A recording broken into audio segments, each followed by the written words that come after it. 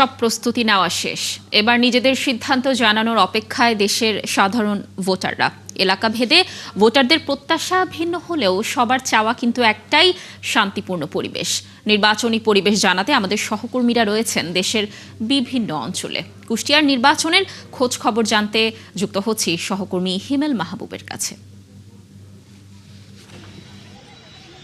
কুষ্টিয়ায় 4টি আসনের মোট 599টি কেন্দ্র রয়েছে এবং এই 599টি কেন্দ্রের মধ্যে 125টি কেন্দ্রকে ঝুঁকিপূর্ণ ঘোষণা করেছে আইন শৃঙ্খলা বাহিনীর সদস্যরা। তবে এখন পর্যন্ত কোনো ধরনের অপ্রীতিকর ঘটনা ঘটেনি।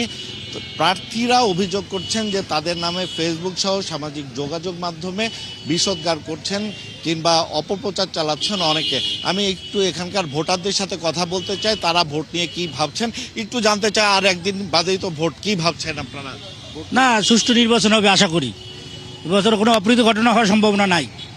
এখনও তো কোনো রকম সমস্যা দেখা যাচ্ছে না, তবে সমস্যা যে হবে না এমন কোনো নিশ্চয়তা দেওয়া যাচ্ছে না। কুষ্টিয়ার সমস্যা, সবচেয়ে বড় সমস্যা এখন রয়েছে আমাদের কুষ্টিয়ার মাঝ দিয়ে যে রেল লাইনটা গিয়েছে, এই রেল লাইনটা সরাইয়ে যদি একটা সাইডে দেওয়া যায় তাহলে আমরা এই যে যানজট মুক্ত হতে পারি আর কি।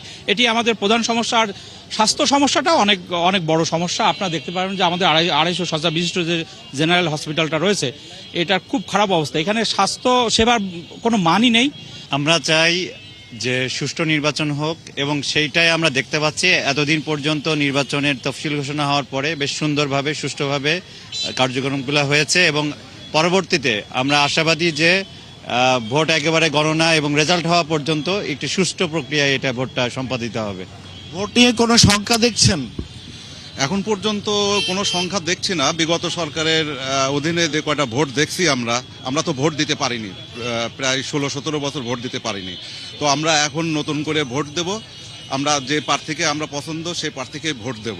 আমি মনে করি এমন প্রার্থী কুষ্টিয়াতে বিজয় হবে যারা টেন্ডারবাজি, চাঁদাবাজি এর সাথে যারা যুক্ত না, যারা সৎ, ন্যায় ইনসাফের পক্ষে, স্বাধীনতার পক্ষে যারা কাজ করবে, আমরা মনে করি তারাই কুষ্টিয়াতে তারা জিতবে। যে পরিমাণ উন্নয়ন হওয়া দরকার ছিল, যে জায়গাগুলো, যে প্রবলেমগুলো আমাদের অ্যাড্রেস করা দরকার ছিল, এটা আসলে বিগত বেশ কয়েক বছরে তো হয়ই নাই, বরং আরো বেশ কিছু ইনফ্রাস্ট্রাকচার আমাদের আসলে অকার্যকর হয়ে গেছে। শুনছিলেন যে যারা ভোটার তারা বলছেন যে এখানে সব থেকে প্রধান সমস্যা রয়েছে যানজট এবং আরও কিছু উন্নয়ন প্রয়োজন।